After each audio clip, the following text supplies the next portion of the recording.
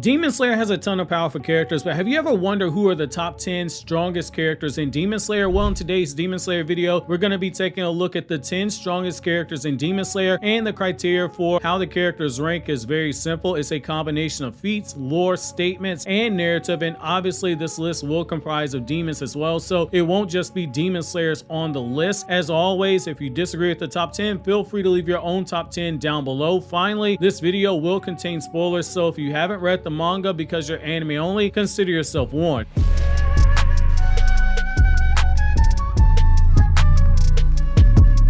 Starting things off with number 10, we're going to be going with Iguro at 10. Iguro is another character who is pretty cracked when you sit down and you look at everything that they've done and their fighting style. Even while being fully blind, Iguro was able to face Muzan with Tanjiro, which is pretty impressive, and in that battle he was actually being useful. Fighting against Muzan for a long period of time like he did is really impressive, especially given the way Muzan's attacks were structured and meant to keep the Demon Slayers at a distance, and Iguro still found a way to survive a lengthy period of time in that battle. When we factor in the Demon Slayer mark in the red Nichiren blade and the fact that in that Muzan battle, Iguro was fighting with Mitsuri, his love object clearly on his mind, and a source for his indomitable fighting spirit, because as we've seen before, when someone's fighting for something they believe to be bigger than themselves, there's a stubborn boost to their resolve and fighting power. That is something that we do have to factor in. Even without the final battle against Muzan, there was quite a bit there with Iguro that made him really impressive, like the battle with the new Upper Moon 4 in the final arc, but he made his argument for being cemented at the number 10 spot in that Muzan fight, where he not only managed to get in some pretty good hits on Muzan, but fighting alongside Tanjiro, they're able to push Muzan into a corner on their own, and Iguro played a very critical role in helping defeat Muzan when we look back at that fight. So at number 9, we have Giyuu. We saw Giyuu in the battle with Upper Moon number 3 more than hold his own, and while he did have help from Tanjiro, Giyuu showed that he's got enough of that dog in him to push Upper Moon 3 into a more serious fight, especially once he uses his Demon Slayer mark. We've seen Giyuu in a sparring match hold his own against Sanemi, the second strongest of the Demon Slayers, so we know that he's a monster in power. Just given if we go by raw power alone and nothing else, Sanemi is undisputed the second strongest hashira, so Giyuu being a hashira in the top 10, that makes more than enough sense. Giyuu's power and skill were remarkable enough that more than once Upper Moon 3 tried to make him into a demon, which Giyuu obviously rejected, and during that battle he showed Akaza's praise was more than warranted, because Giyuu was slicing off his limbs repeatedly, and Akaza flat out says it's been 50 years since he fought against a water hashira as strong as Giyuu, which is very high praise, and as a reader makes you realize that Giyuu calling himself the fake hashira was out of pocket, because as a user of water breathing, we have more than enough evidence to say that he is the definitive water breathing user. The fact that he was able to last out against Demon King Muzan and help deliver one of the final decisive blows against him is another further testament to his power, and even in the brief battle against Demon King Tanjiro, that showed that Giyuu, despite being heavily fatigued and extremely injured, was every bit the monster that fans say he is. The fight with Muzan saw him briefly turn his Nichiren blade red, which allowed for greater damage against Muzan and continued to slow down his regeneration abilities. When he uses his dead calm, we saw that he was able to push back some of Muzan's attacks, though even with dead calm having the limits that it does, when you're able to negate a decent number of Muzan's attacks, there is some praise for your character's strength that has to be considered when making a list like this. Now at number 8, we have Sanemi, the second strongest hashira from a combat perspective. Anyone powerful enough that Upper Moon 1 has to praise them is an absolute monster. He and Gyomei did extremely well against Upper Moon number 1. His recovery abilities are just downright insane, so is his durability, which is off the charts, being able to survive attacks and damage that would have killed anyone else had they been struck by it. We see the guy take a mortally fatal wound and continue fighting because he's a Giga Chad, a Tyrone, a Hector, and every other masculine name you can think of, all rolled into one. In the Muzan battle, he was more than holding his own and keeping up with Gyomei and Iguro as they fought against him. These three were holding their own in that Muzan fight, standing toe to toe with Muzan longer than Muzan likely would have anticipated them being able to do. While some might say had it not been for Gyomei and Muichiro, he probably would have died in the battle with Upper Moon number 1. I do think it says more about the character that after receiving those injuries and fighting in such a difficult battle, he still went on to fight and can stand his own against Demon King Muzan. He's arguably the second fastest hashira in combat speed, with him moving so fast that there are times people thought he was teleporting. His stamina is another thing that makes him high up on this list. Being able to survive a battle with Demon King Muzan for over half an hour with no rest is just downright insane to think about. Number 7, we have Gyomei, the strongest of the hashira. Like Sanemi, he was complimented by Upper Moon number 1, who said that he had to go back 300 years to think of a demon slayer this powerful, which going back that far to find someone as powerful as Gyomei is a testament to his power, especially when you consider the dude's fighting while blind. He was able to turn the tide in battle against Upper Moon number 1 more than once in that fight, which is scary considering he's doing this with no eyesight. Out of all the hashira, he's the one who delivers the hardest hitting blows, and his presence is more than powerful enough that Tanjiro and Inosuke, with the latter having a sharp sense that's almost as primal as a wild animal, knew right away that this was the alpha amongst the hashira. This guy was the guy you don't pick a fight with. In just 2 months, Gyomei was able to reach the rank of hashira, and when we consider he was able to fight and do well against the strongest of the upper moons for a considerable amount of time, even before he used his demon slayer mark, is another sign of how physically strong he is. Despite the injuries that he suffered, Gyomei pulled up to the Muzan fight ready for all the smoke that was thrown at him, and he was able to assist in a key junction of that battle against Muzan. Despite being so bulky, Gyomei has superhuman speed that is almost as deadly as his raw physical strength and his insane hearing, which was so hacked so you could hear the flesh of Muzan when it was regenerating. His speed is shown by the way that he was able to keep up with Upper Moon number 1 as well as Demon King Muzan's movements, which without having any eyesight makes it extremely scary to think of what he could have done had he been able to see. At number 6, and just outside of the top 5, we have Akaza, the 3rd rank of the upper moons. Akaza is easily one of the strongest characters in the series, being so strong it took Tanjiro and Giyuu, both of whom had their demon slayer marks awakened, to try and take him down, which makes a lot of sense given he wasn't using his full power against Rengoku, who before all the other hashiras got power clipped via the demon slayer mark and the training that took place before all of this. Rengoku was easily one of the stronger hashira at that time, which is why his death shook the hashira to the core like it did, with many of them expressing shock that he'd been defeated. Due to being a demon, his stats got a massive boost, which is why when you look at his insane martial arts skills, which are good enough to hold their own against high-level swordsmen, and combined with his ability to sense fighting spirit and predict the movements of his enemies' attacks, makes him one of the scariest demons on the list. It took Tanjiro, whose level of swordsmanship was easily hashira level by the end of the series, entering into a selfless state, which is a hard counter to Akaza's extrasensory perception. Even after losing his head, Upper Moon number 3, through sheer willpower, was able to keep fighting, and he regrew his head, and had he not lost that strong willpower, there's a solid argument that he could have killed both Tanjiro and Giyuu if the fighting had continued. This is even crazier when you consider the fact that Upper Moon 3 never ate any women during his time as a demon, which according to Doma slowed down his growth as a demon by a considerable amount. When you think about it, him being this strong as a demon makes perfect sense given that when he was a child, he was slapboxing with grown men and outright dogging them out, and when he became an adult, he took out 67 swordsmen on his own using his bare hands, which was enough that Muzan, the king of the demon, who saw all types of crazy things in his lifetime, saw this and swore up and down that it had to have been the work of a demon behind the carnage. So when you make someone this strong into a demon, you can see why Upper Moon 3 is as powerful as he is. When you factor in his insane durability, he becomes an even more formidable character, being able to give Rengoku trouble when he tried to chop off his limbs and unable to chop off his head, stopping just short of being able to complete the task, though Rengoku was severely injured when this happened. Given a much stronger Tanjiro, who had long since surpassed Rengoku, and Giyuu were having trouble with Akaza, I think it's safe to say that if Akaza had been 100% serious and fully on guard, Rengoku's blade wouldn't have gotten as far as it did. His regen is just downright broken, being able to regenerate his head even after it's cut off, and based on what we've seen, even before we get to this, his regen speed appeared to be even faster than the upper ranks that are below him. His combat speed was enough that Inosuke, someone who has really good perception, described it as being on a different dimension, and even when he was facing Giyuu, who had his demon slayer mark awakened, Upper Moon 3 had no problem matching his speed. His combat power is downright broken as well, being strong enough to shatter swords and destroy a chunk of Doma's head with an attack, and when using his blood demon art, his strength gets another boost on top of his physical strength, where we see him leave craters behind in the ground from some of his attacks. This much force behind the attacks of easily one of the best hand-to-hand combat specialists in the series is a recipe for instant death, just as the shockwaves he created as he was punching the air was enough to throw Rengoku back back on the defensive. His final form, Blue Chaotic Afterglow, is an omnidirectional attack that sends hundreds of blows at its enemy, and it was enough that it negated Giyuu's Dead Calm, which is extremely impressive when you consider exactly how Dead Calm works. Number 5, we have Doma, i.e. Upper Moon number 2. Easily holding down the 5th spot is Doma, the second strongest of the Upper Moons. In the final arc, we see he was able to downright overwhelm Shinobu and hold off Inosuke and Kano, both of whom after the training arc were easily at a hashira level. He's cocky for a few good reasons. He was able to surpass Akaza in only a short amount of time, and given how powerful Upper Moon number 3 is, it makes you realize how big of a monster he is. The fact that he was able to absorb humans by touching them in only a few seconds makes him really deadly. Proof of this comes from how he was able to quickly take Shinobu into his body, killing her almost immediately when he did so. Granted, we know in hindsight Shinobu allowed this to happen so that she could kill Upper Moon 2 from within, but this is a pretty scary ability when you look at it at just its face value. His durability is also off the charts. We know Kano and Inosuke needing to work together to cut off his head, and this is on top of Shinobu's poison taking a very heavy toll on his body. We have a very strongly implied statement that shows that Doma's even faster, because when Akaza seemingly speed blitzed him and destroyed his head, Doma made it a point to say that if he wanted to, he could have easily dodged the attack, and based on the wording, I don't think this is something that he was lying about, but given how easily Upper Moon number 3 was able to match the speed of Demon Slayer Mark Giyuu, this makes Doma one of the strongest demons in the series. The only reason why Inosuke and Kano were able to even stay in the fight as long as they were was a combination of Shinobu's poison and the fact that Doma was playing around with them. If he really had killing intent when he snatched Kano's sword, or he had taken Inosuke's mask, both of them would have been dead. The only other person who comes even close to him in terms of hand-to-hand combat is Upper Moon 3, and even then Doma's just that much further ahead. But we also see him use his dual-wielding Japanese war fans, and when he uses them, he was easily pressuring the demon slayers that he was fighting, despite the fact he wasn't using full power. And given that he can perform multiple attacks in the blink of an eye, it makes him dangerous enough to be this high up on the list. His blood demon art allows him to generate ice from his flesh and from his blood, as well as manipulate it however he sees fit in the battle, making it one of the more versatile blood demon arts that we see in the series. And the temperature is cold enough that even Shinobu worried that her lungs were gonna burst, and he nearly froze Kano's body. Inhaling the frosty mist is a guaranteed death because it will cause the cells inside your lungs to die off and make breathing impossible. Doma is another example of characters in this verse who is a matchup nightmare, and though he was defeated, given the circumstances behind his defeat, I don't think it's crazy to say that if he battles Shinobu, Kano, and Inosuke in a best of 10, that he's gonna win 9 out of those 10 times, with the only time that he's lost being the first battle that we saw in the manga, and that's largely due to his own arrogance and why he lost. Now at number 4, we have Upper Moon number 1. Now this shouldn't come as a shock either. Being the older twin brother of Yoriichi, the strongest demon slayer to ever live, you rightfully expect this man to personify greatness on a different level, i.e. God mode, and that's basically what he does. A former demon slayer turned into a demon, he became the very thing he used to hunt down, which is a bit of poetic irony, but it's telling that for a majority of the series in terms of demons, he's second only to Muzan for 99.9% of the series in terms of sheer power. Anyone fast enough to blitz Upper Moon 3 and cut off his arm before he could react is a problem child, and given that he's been around for 500 years as a demon, that's a lot of power and experience as a demon, which combined with this demon slayer training, it makes him extremely deadly. Even scarier is the fact that Upper Moon 1 also awakened the demon slayer mark during his lifetime, which we know becomes a monster in terms of the power boost it gives. During the final arc, at times he was able to bully Muichiro, who also possessed the demon slayer mark and was considered a prodigy given his age and his power. This man not only sliced off Muichiro's hand, but he also proceeded to stab him with his own sword before he could even react. Even Sanemi had trouble with Upper Moon number 1 in their battle, and only Gyomei was able to put up enough of a fight to come close to matching his power, with Gyomei having its demon slayer mark awaken at one point during that fight. It took Sanemi and Gyomei fighting together to begin to pressure him, and even then he was able to fight both of them off simultaneously despite both of them having their demon slayer marks. It took Muichiro, Genya, Sanemi, and Gyomei working together to ultimately take him down, and that's telling considering he was fighting 3 demon slayer hashiras who all possess the demon slayer mark, which also gives them a huge amp in their power. Bringing down Upper Moon number 1 required Muichiro and Genya to give their lives, which is another testament to how strong he is, especially considering 2 of the hashira he fought had red Nichiren blades at one point during that fight. Given how he died, it can be argued that it wasn't so much that they killed him and more so that he let himself get killed due to realizing what he'd become in his pursuit for power, but that's a topic worthy of its own video essay and it would take up too much time here in this video. He's also got the ability to see into the transparent world and see the muscles, the blood flow, and the joint movements of his enemies, which allows him to predict movements. Due to his sword being made up of his own living flesh, he's able to regenerate the blade and change its shape, and when we consider his transformed state gives him the power to match that gruesome appearance, it makes him even more dangerous. The same with him being able to adapt to the fighting styles of his enemies and having extensive knowledge of breathing styles, being able to immediately recognize Muichiro's misbreathing after only seeing one attack. As crazy as all that is, his moon breathing becomes even more insane when you realize that we're literally looking at the second most talented swordsman in the history of the franchise, who was so far ahead that it was stated that his skill and Yoriichi's skill with the techniques was so advanced they couldn't hope to pass him down to future generations. His moon breathing alone has 16 different forms, making it one of the most extensive breathing styles that we have in this series. In the top 3, we're going to start things off with the Michael Jackson of the franchise,